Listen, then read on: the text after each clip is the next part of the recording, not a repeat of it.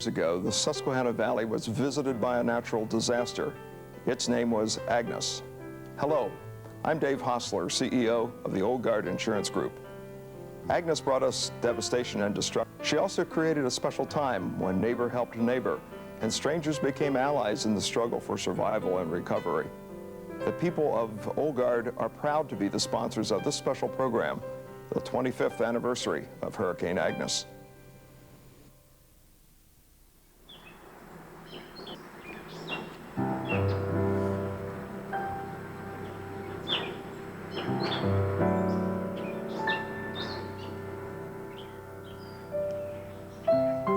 The morning sun reflects on the Susquehanna River as another begins.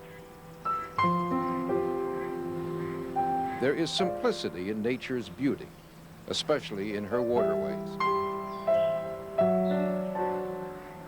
A carpet of lush greenery stretches along the Susquehanna, creating an oasis that offers a sanctuary from all that man has created.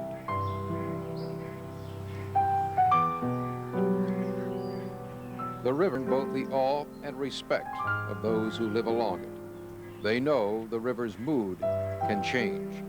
They know about its wild side.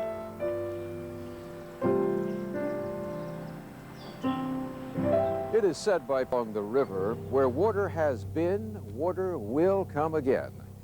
Hello, I'm Dick Hawksworth. In June of 1972, a storm named Agnes brought heavy rain and flooding to the Susquehanna Valley. And when it was over, Pennsylvania had suffered its worst natural disaster ever. The entire state had been declared a disaster area. At least 50 lives were lost. 60,000 homes were destroyed or heavily damaged, leaving 250,000 people homeless.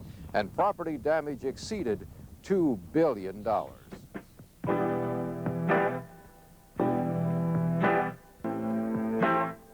During this half hour, we'll take you back to those dark days of June 1972. Some of what you will see was featured in the WGAL special, The Ballad of Agnes, in June 1973, on the first anniversary of the flood. The original music was composed by then WGAL program manager Nelson Sears and recorded by the Oak Ridge Boys. There have been other storms and floods since 1972, but nothing to compare to the agony of a storm named Agnes.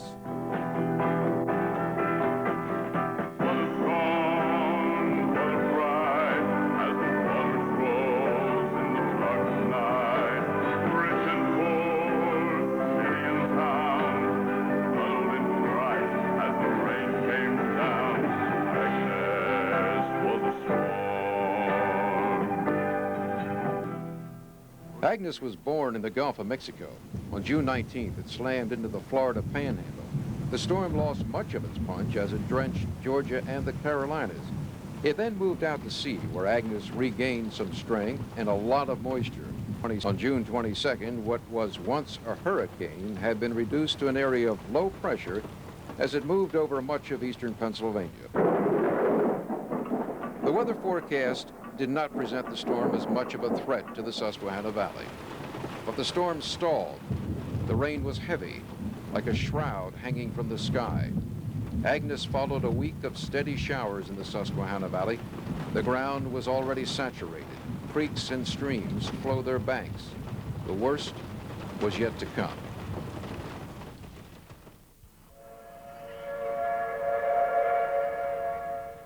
In 1972, Ernie Klein was the Lieutenant Governor of Pennsylvania. In times of natural disasters, the Lieutenant Governor is in charge of emergency operations, National Guard, and the state police. There had been some labor trouble in Valley Forge, and there was to be a rally with 50,000 people, and back in 1972, those kinds of rallies very often led to trouble. Those were the days of massive protests.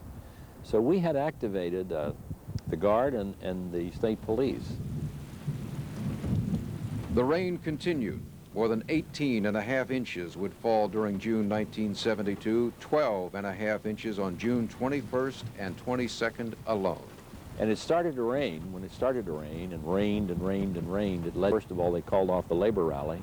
And secondly, we were able to come back to Harrisburg and redeploy our people. They are to be given an armband, civil defense armband, to be worn. Klein says because the National Guard was in a position to react quickly, more lives were not lost. Throughout the Susquehanna Valley, a natural disaster was in the making. In terms of human losses, the Johnstown flood of 1889 was far more tragic. Nearly 3,000 people died, but Agnes affected statewide.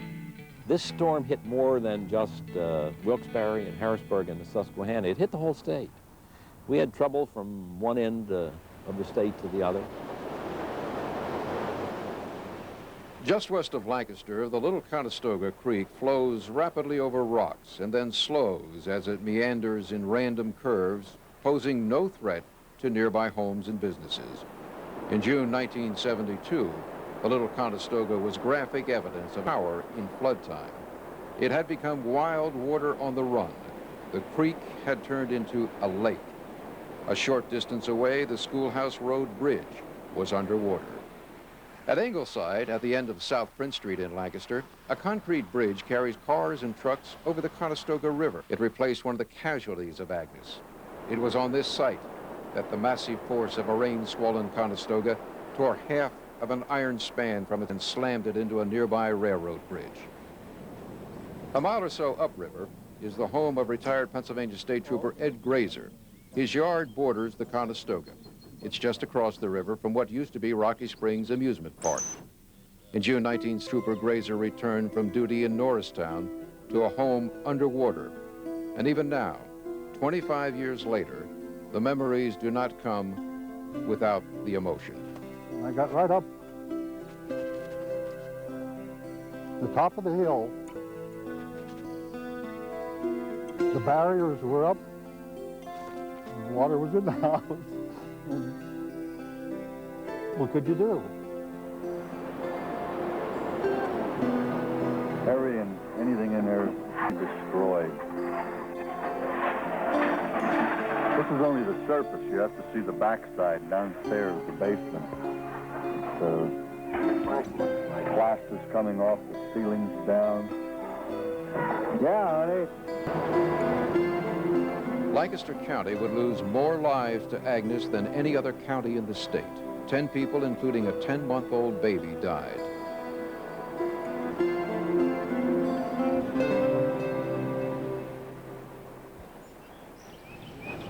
The Codorus Creek runs through the heart of the city of York. For the most part, it flows quietly under bridges, almost unnoticed by Yorkers who go about their daily business. But in June 1972, the normally quiet Codorus became a violent, threatening force of nature. It was almost as if a sleeping giant had been awakened. Homes, businesses, and streets were flooded.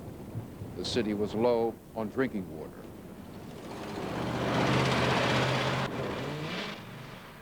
Nestled in the rolling hills of southern York County is the sleepy little town of Glen Rock.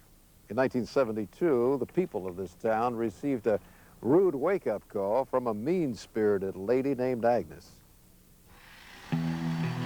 The Codorus Creek also runs through Glen Rock. It's put the creek over its banks and Glen Rock underwater. The town of 1,700 people had damages adding up to $1 million. More than 90 buildings, including 56 homes, were destroyed.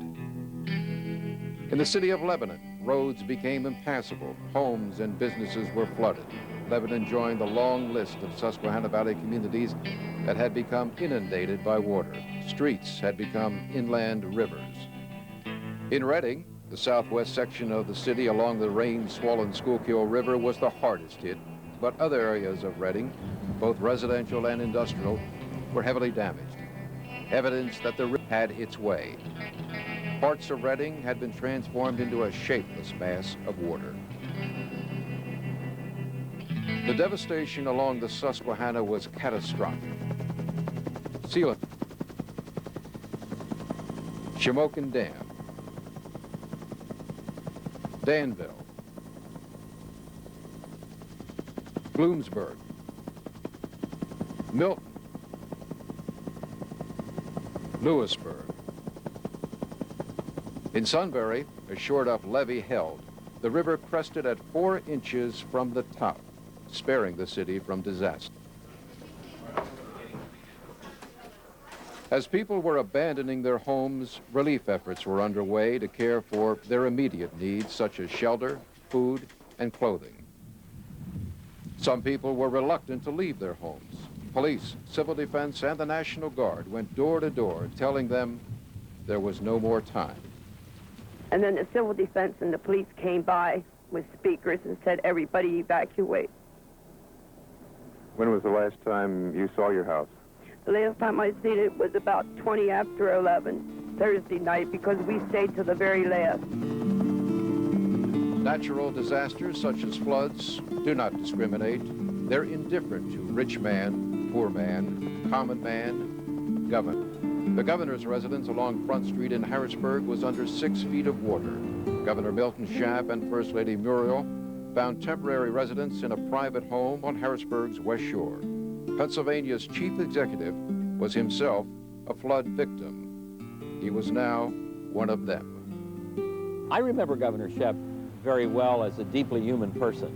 He had this sense about him that he really listened to what people said. He always did. It was one of his strong points. And he really cared about people. As the facts and figures from the various counties began to pour into the lieutenant post, the enormity of it all began to take shape. He began to consider the human devastation and what an impact this would have on people's lives. We had just literally thousands of people sheltered in temporary housing. And you could sense that it was going to be a long time before they got back into their homes. Every day, pictures pass through our eyes and disappear. But for thousands of people, the images of those June days in 1972 will not fade. Not those pictures of human tragedy, not those pictures of human kindness.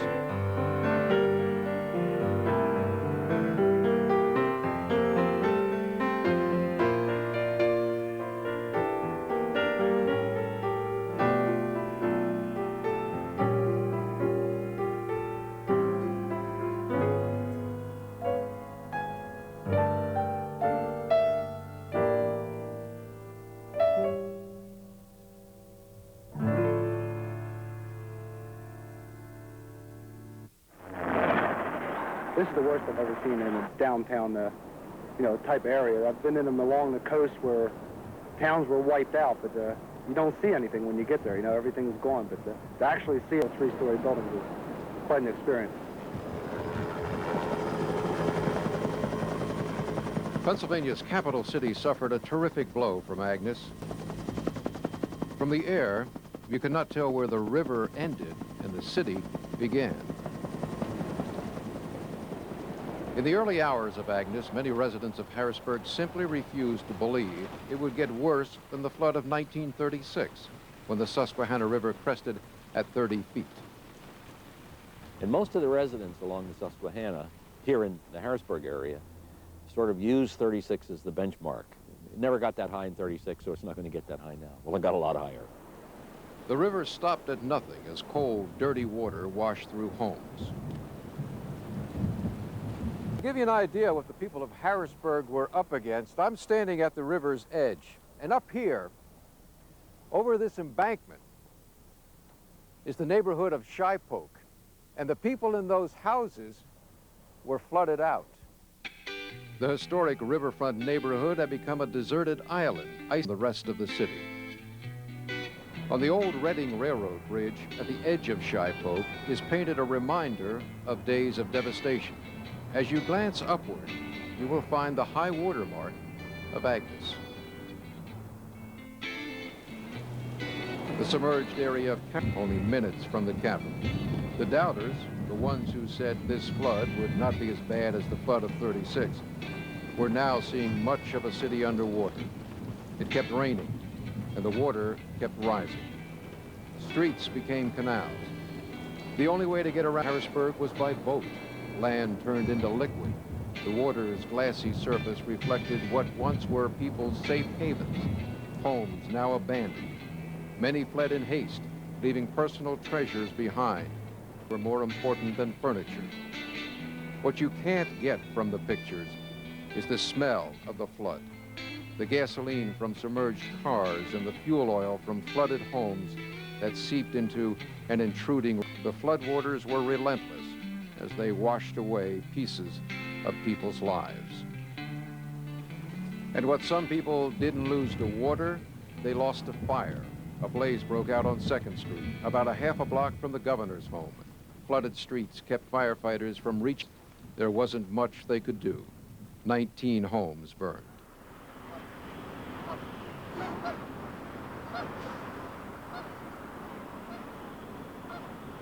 I can remember standing here at Riverside Park with then Mayor Harold Swenson, who kept vigil on the Walnut Street Bridge. The old bridge, old shaky, became a symbol of the city of Harrisburg's resolve against the ravages of this natural disaster. Mayor Swenson, at this situation in Harrisburg. Well, the situation is that we are at a record flood height. We're now 32 feet right here. This is 2 foot over the all-time high, and we have 3 foot to go in the next 12 hours of an upward trend, rise in the river, reach what is predicted to be the crest of 35 feet. Two things did not happen on Saturday, June 24th. The Susquehanna at Harrisburg crested at 32 feet above flood stage. It did not reach the 35-foot crest that had been predicted. And the 83-year-old Walnut Street Bridge did not surrender, despite a brutal pounding from Agnes. It had survived its 18th flood. C. Swenson remembers her husband's concern for the flood victims. Well, he became the mayor more than just within city limits. I think people had, felt that he was really trying, and he kept, I think, the whole greater Harrisburg area together.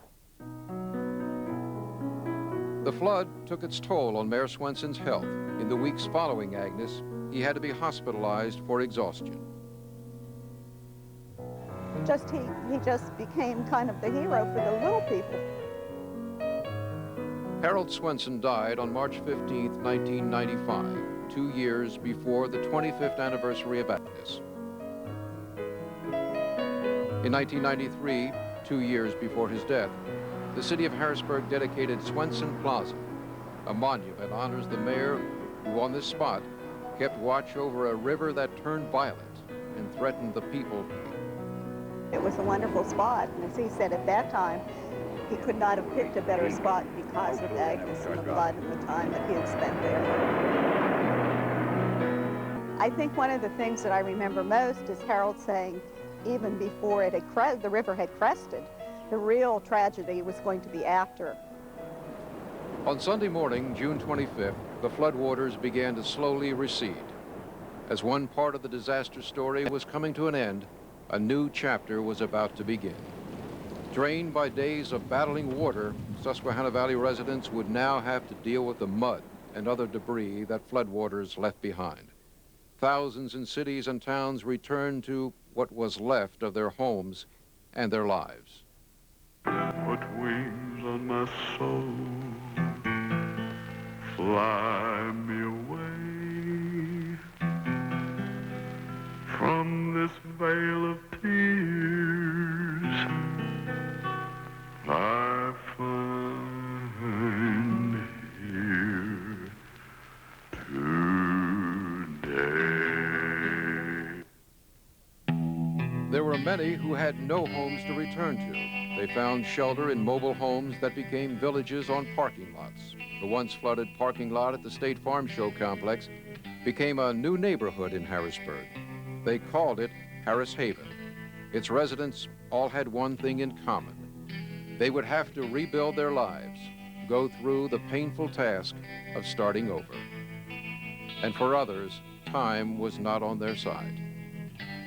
India's people were hurting. They had been dealt a devastating blow. The lives of so many people had been so drastically altered during those few days in June. There was a commitment on the I credit Governor Schaap with that more than anybody else. He just had this absolute total commitment to help human beings. So much had to be done immediately. There were so many people in need, but there was a problem in getting to some of them. Roads were washed away. Bridges were gone. The North Street Bridge, one of the city's main arteries, was no more. National Guard helicopters quickly became common and comforting sights. To see one meant food, clothing, and other relief items had arrived.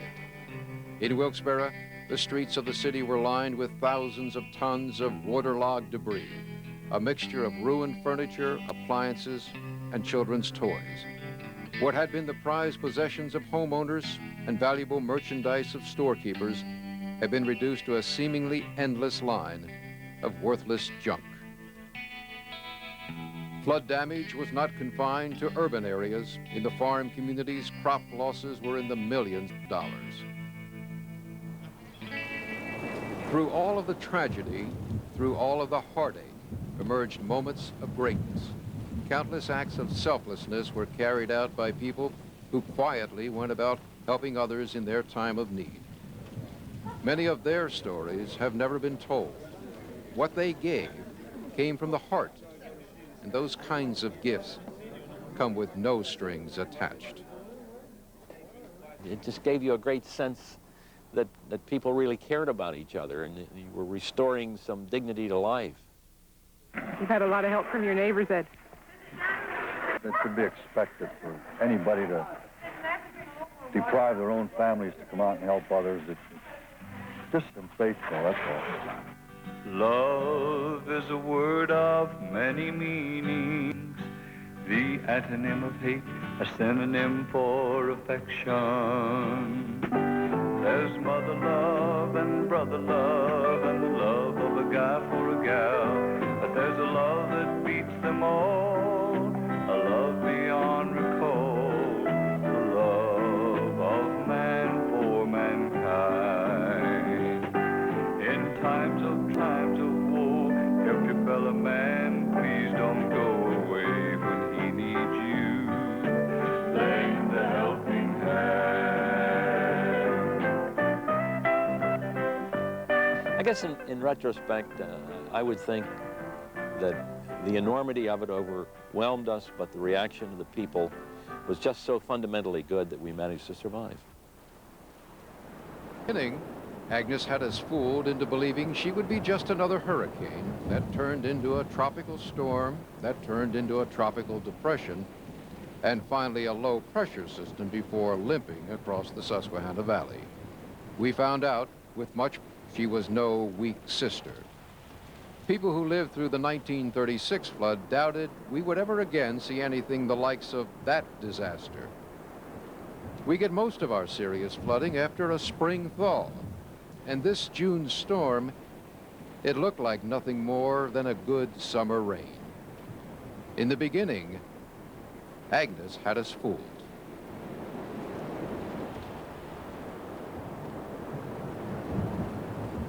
Agnes taught us many lessons. We are now better prepared to deal with such natural disasters.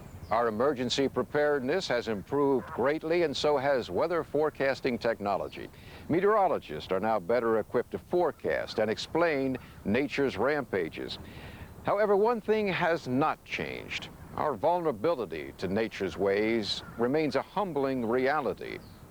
And as we look back on those days of June 1972, a question might be, could it happen again? Could we experience a natural disaster equal to Agnes? And the answer, of course, is no one knows with any certainty. However, environmentalists are concerned about the encroachment on our rivers. And they warn, nature has a way of reclaiming what is hers. I'm Dick Hawksworth. Thank you for joining us. I would think that that was a fine moment in Pennsylvania history. That official Pennsylvania performed, but I think most of all, the way that the citizens performed who were hardest hit by Hurricane Agnes. It proved that there is a great deal of resilience and brotherhood among the citizens of this Commonwealth in times of disaster. It was up to the front porch, and I know we haven't got nothing. Where is your husband at? He's up at the church with my daughter. She has pneumonia, but I guess the National Guards, they sent us a doctor, and they're giving her antibiotics. Searching for the meaning of life. Searching,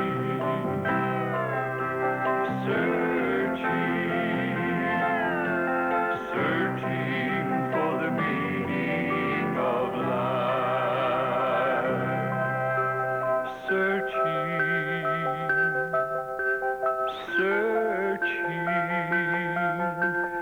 Searching for the meaning of life.